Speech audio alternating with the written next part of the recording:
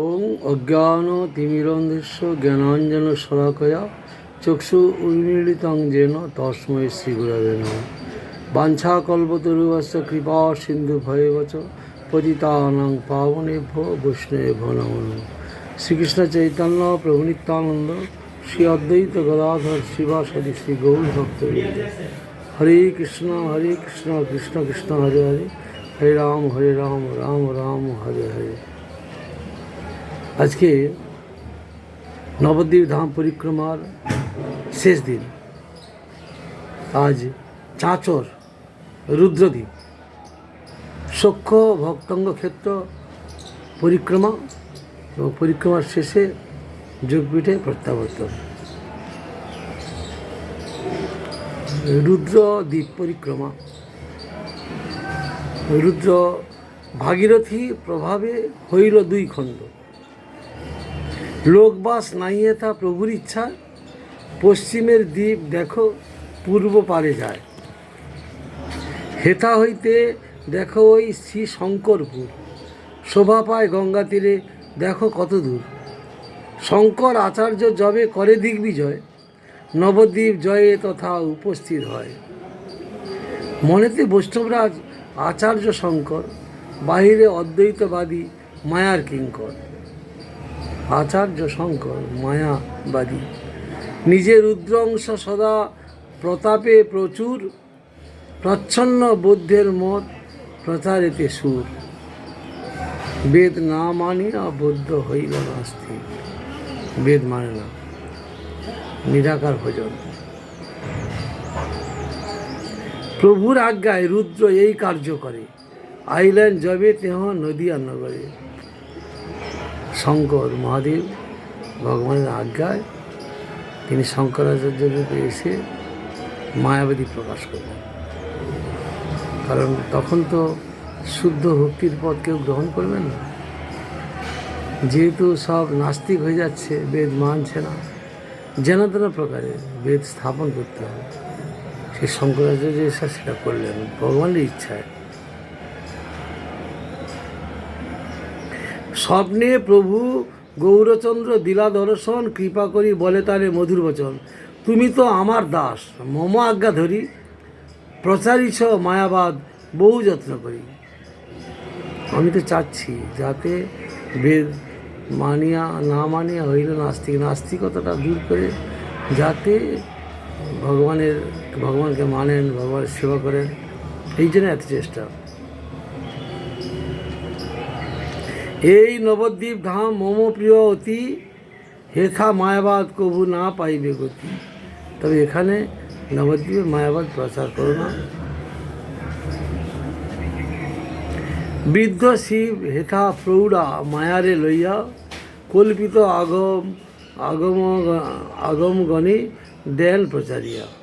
মম ভক্তগণে দেশ করে যেই জন, তাহারে কেবল তেহ করেন সমঞ্চন। এই স্থানে সাধারণে মম ভক্ত হয়, দুষ্ট মত প্রচারের স্থান ইহা নয়। এটা শুদ্ধ জায়গা, ভক্তি জায়গা। এখানে দুষ্ট মত প্রচারের জায়গা নয়। প্রচার করলে তুমি আমারও শত্রু হয়ে যাবে, আমি তোমাকে বঞ্চনা করে দেব।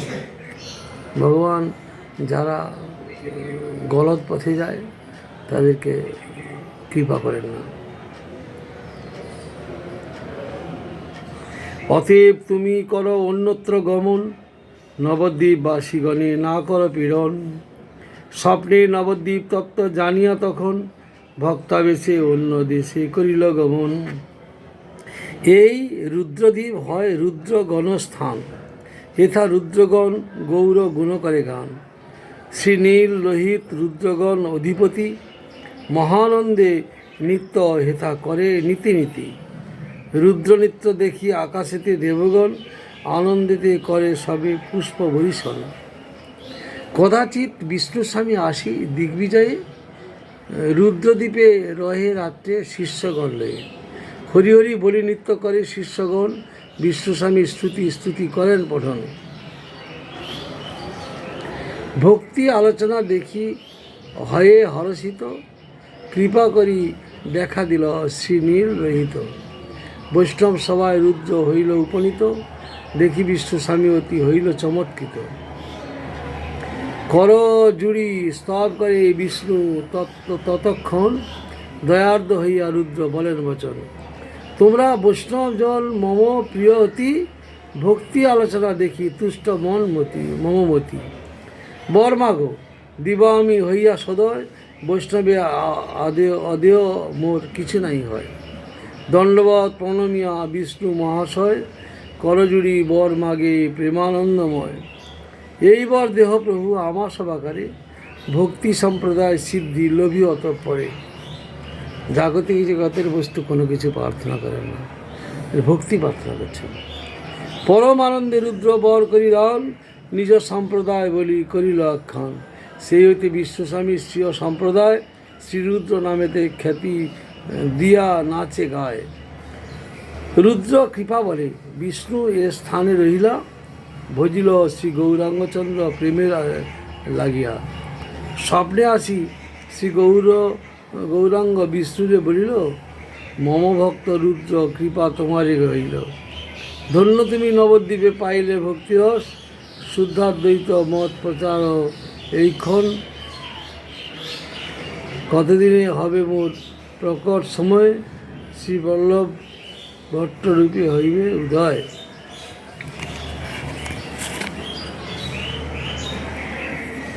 আজকে সেই রুদ্রদ্বীপ পরিক্রমা, রুদ্রদ্বীপের মাহাত্ম ছিল। মায়াবাদ প্রচারক শঙ্করাচার্য দিগ্বিজয় করিয়া শ্রী নবদ্বীপ জয়লাভ করিবার জন্য এখানে আসিয়াছিলেন। তিনি মহান বৈষ্ণব, ভগবত আজ্ঞায় মায়াবাদ প্রচার করিয়াছিলেন। স্বপ্নে প্রভু গৌরচন্দ্র দিলা দর্শন, কৃপা করি বলে তারে মধুর বচন। এই নবদ্বীপ ধাম মম প্রিয় অতি, হেথা মায়াবাদ কবু না পাইবে গতি। প্রিয় ধাম এখানে, যেখানে ভগবান আছেন, সেখানে সব ভক্তগণ আছেন, সেখানে পবিত্র যায়। সেখানে মায়াবাদ এখানে হবে না, এখান থেকে যাবে।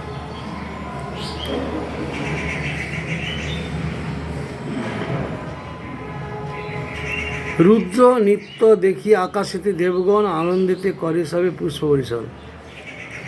রুক্লবর্ণ গৌরহরি নদিয়ায় প্রকটিত হইবেন, জানিয়া শ্রী রুদ্রদেব মহা উল্লাসিত চিত্তে পূর্ব হইতে এই স্থানে নিজগণ সহ আগমন করিয়া নানাবিধ বাদ্যাদি সংযোগে শ্রী গৌর চরিত্র কীর্তন ও নর্তন করিতেছিলেন।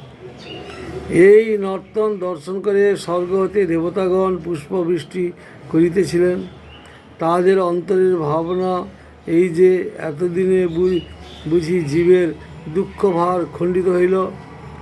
নবদ্বীপ মণ্ডলে ভগবান শ্রীকৃষ্ণচন্দ্র আবির্ভূত হইবেন। আমরা প্রভুর জন্ম লীলা দর্শন করিয়া কৃতার্থ হইব। রুদ্রদেব গৌরাঙ্গ গুণগানে আত্মবিস্মৃত হইয়া যখন হুঙ্কার করিতেন, তখন পাষণ্ডগণের হৃদয় বিদীর্ণ হইত। এই দ্বীপে নীল লোহিতাদি একাদশ রুদ্র গৌর ভজন করিয়াছিলেন বলিয়া এই স্থানের নাম রুদ্রদ্বীপ হইয়াছে। কৈলাস ধাম এই রুদ্রদ্বীপের প্রভা মাত্র। এখানে অষ্টাবক্র দত্তাত্রেয়াদি যোগীগণ শুদ্ধ বৈষ্ণববাদ, দ্বৈতবাদ ও গুরু শ্রীবিষ্ণুবাদ রুদ্রদেবের কৃপা লাভ করিয়া শ্রীকৃষ্ণ পাদপদ্ম ধ্যানে রত হইয়াছেন। শ্রীধর স্বামী পাদের হৃদয়ে গৌর কৃপা এখানেই সঞ্চারিত হইয়াছিল।